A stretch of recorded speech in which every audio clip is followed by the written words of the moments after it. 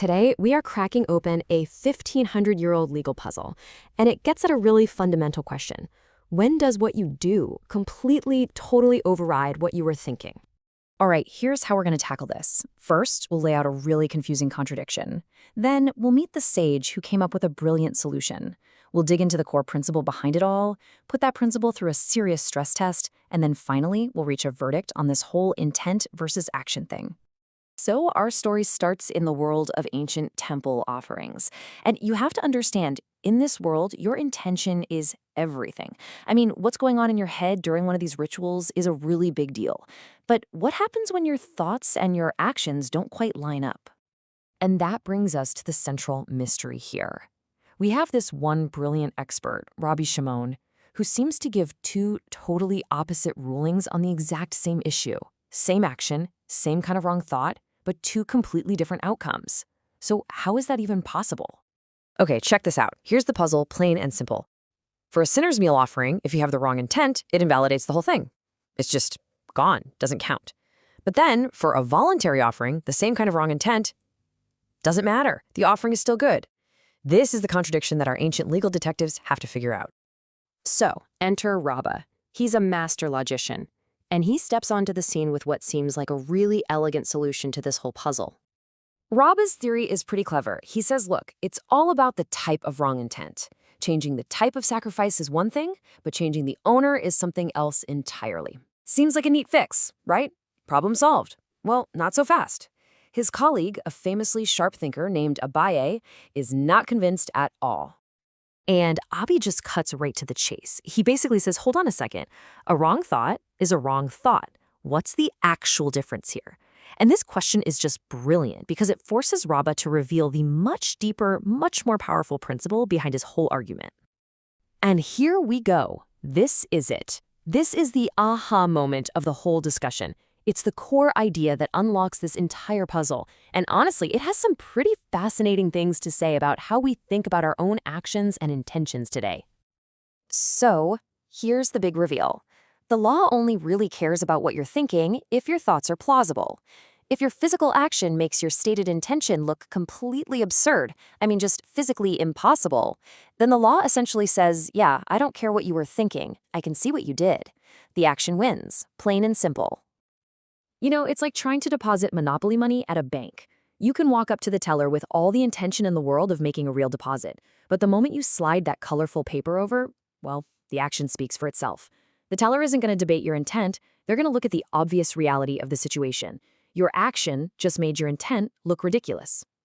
But, and this is what's so cool, the text doesn't just leave it there. It doesn't just say, oh, what a great idea. No, it immediately throws a whole gauntlet of tricky scenarios at this principle to see if it actually holds up. It's time for a logical stress test. So the Talmud lines up this whole series of challenges, one after another, each one designed to find a flaw, a tiny crack in Rabba's recognizability principle. Let's see how it does under pressure. Okay, first up, a location challenge. You've got one offering that's supposed to be done above a red line on the altar and another that's done below it. So if you perform the ritual above the line, that action seems to obviously contradict the intent for it to be the one that's done below. So the action should win out and the offering should be valid, right? Ah, but there's a loophole. It turns out that in some very specific cases, the below-the-line offering can actually be performed above the line.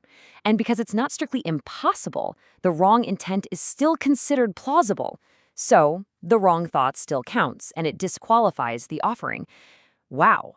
The principle holds, but the standard for recognizably false is clearly super, super high. All right, next challenge. Another location puzzle.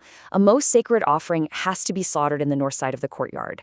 A lesser one can be done anywhere. So if you do it in the north, that action should be a dead giveaway, right? It should make any intent for it to be a lesser offering look totally false. And nope, not recognizable false. Why? Because anywhere includes the north. The location isn't definitive slam dunk proof. Someone watching couldn't be 100% sure that the intent was impossible. So, once again, the intent is still plausible enough to disqualify the action. This principle is tough. Now we get to physical characteristics, and the logic is really interesting. The rule seems to be, if there's any room for confusion for an observer, it's not recognizably false. A male versus a female animal, the text says, well, maybe people don't really notice. A 1-year-old versus a 2-year-old. A really big 1-year-old might look like a small 2-year-old. Still plausible. But a calf for a pashkal lamb? Aha, there it is. A calf can never be a pashkal lamb. The physical reality is so unambiguous, so obvious, that any intention to the contrary is just absurd. Finally, we have a clear-cut case where the action absolutely overrides the thought. So, after this whole intense legal workout, after all these challenges and loopholes and clever arguments, where do we finally land? The verdict is in, and Rabba's principle totally holds up. It provides this incredibly consistent framework for navigating all these complex cases. And the final takeaway is just so powerful. Your thoughts matter a lot, but only up to the point where physical reality makes them look completely absurd. Plausibility, it turns out, is everything. And so the logic really just boils down to this simple but powerful process. You do something, you have a thought about it, and then you have to ask the critical question, is that thought even remotely possible given what just happened? If the answer is no, then your actions have spoken for you. And what's amazing is that this 1,500-year-old debate leaves us with such a modern question.